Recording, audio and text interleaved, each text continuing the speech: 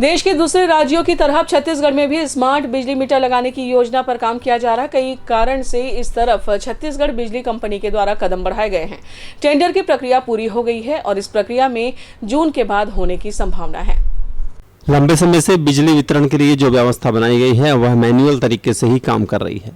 इसके लिए घरेलू और व्यावसायिक उपभोक्ताओं के यहाँ पर सामान्य मीटर लगाए गए हैं, जिनकी रीडिंग करने के लिए विभागीय और आउटसोर्सिंग वाले कर्मचारियों की सहायता ली जा रही है।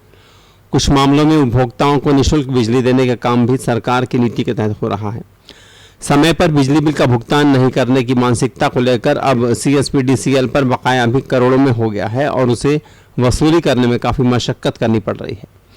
इसलिए अब बिजली का उपयोग करने और उसका भुगतान प्राप्त करने के लिए स्मार्ट मीटर की व्यवस्था बनाई गई है।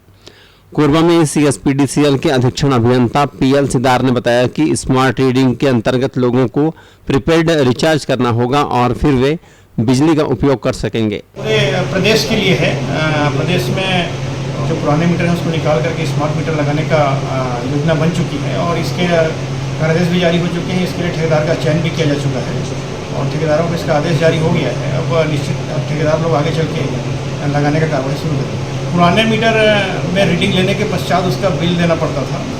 इसमें एडवांस में जैसा कि मोबाइल वगैरह में होता है उसी तरह से ये प्रीपेड की स्थिति में रहेगा।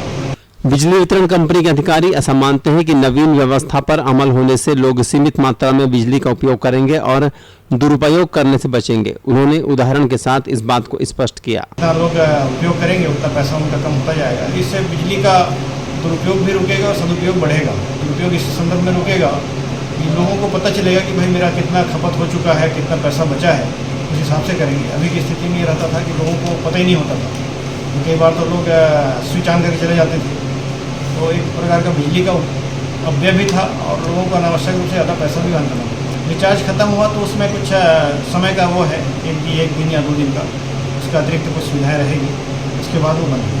ठेकेदारों को कार्य जारी हो गया है। निश्चित रूप से चुनाव के बाद मेरे ख्याल से इसका प्रक्रिया शुरू हो जाएगी। लोकसभा चुनाव की आचार संहिता प्रभावशील होने और सरकारी मशीनरी की व्यस्तता को लेकर अभी योजना को परवान चढ़ाने में कुछ परेशानियां हैं। जिस तरह से वितरण कंपनी ने इस मामले को लेकर प्लानिंग की है, उससे लेकर उपभोक्ताओं को आगामी दिनों में बिजली का उपयोग करने के लिए अपनी मानसिकता काफी हद तक बदलनी होगी। कोरबा से रामेश्वर साहू के साथ तरुण मिश्रा की रिपोर्ट।